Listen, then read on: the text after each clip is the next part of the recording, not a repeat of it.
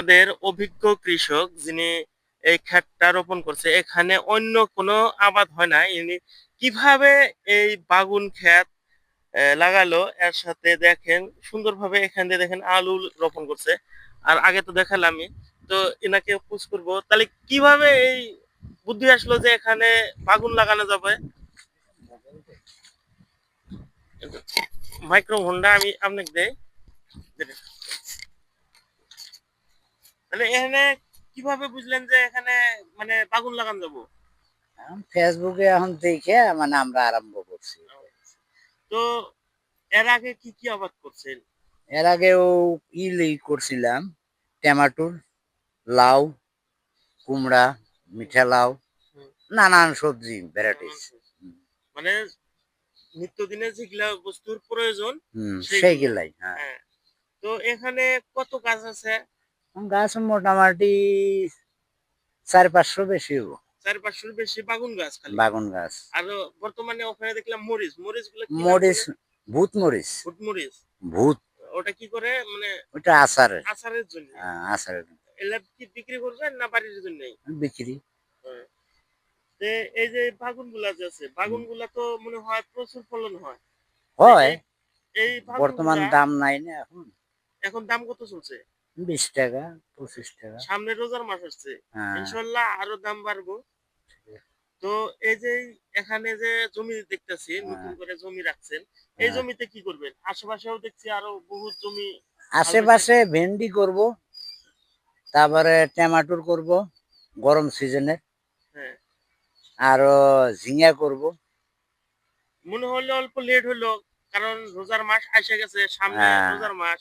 আর ১০-১৫ পুলিটা দিনের হয় নাই, পুলিটা হয় পুলি নাই, হয় নাই। হয় নাই। ওই জন্য তাহলে তো মার খেয়ে গেলেন। যদি রোজার মাঝখানে যদি আপনি উৎপাদন করতেন তাহলে বেশি টাকা ইনকাম করতে হ্যাঁ, পারলেন। ওইটা ঠিক। এখন কি করা যাবে, এখন পুলির কথা।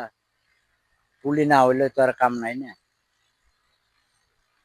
তাহলে এগুলা এখানে যে এই মালচিং পদ্ধতি, এটাও হ্যাঁ, কি আপনি এই ইউটিউব দেখে হ্যাঁ, এটা আগের থেকে এরকম মালচিং সিস্টেম হয়। মালচিং মালচিং দেওয়ার কারণ কি?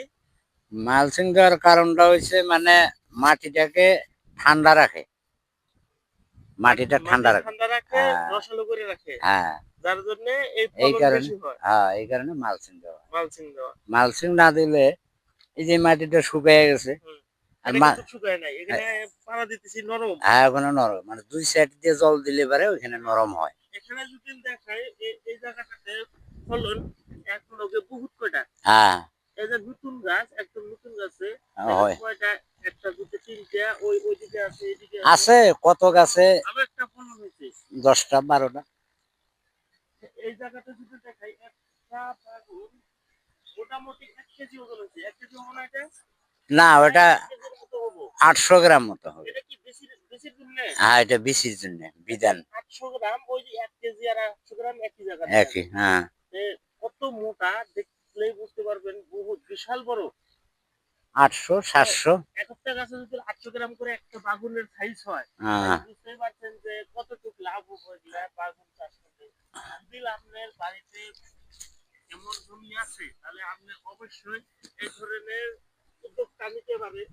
খুব কম টাকা খরচ, কম হ্যাঁ, খরচে এই খরচটা কম ধরনের হয়। উদ্যোগটা নিতে পারেন। এখন হালের যেটা দাম, হ্যাঁ। দাম হিসেবে পড়তাই ভালোই করে, মানে কোন রকম। তাহলে এরপরে আমি আরেকটা ভিডিও বানাতে আসবো, তাহলে আসতে পারি? হ্যাঁ, দেখো। ধন্যবাদ দর্শক, আপনারা সম্পূর্ণ ভিডিওটা দেখার জন্য। আজকে মতো এখানে বিদায় নিচ্ছি। দেখা আচ্ছা। হবে কোনো পরবর্তী ভিডিওতে। দেখুন কত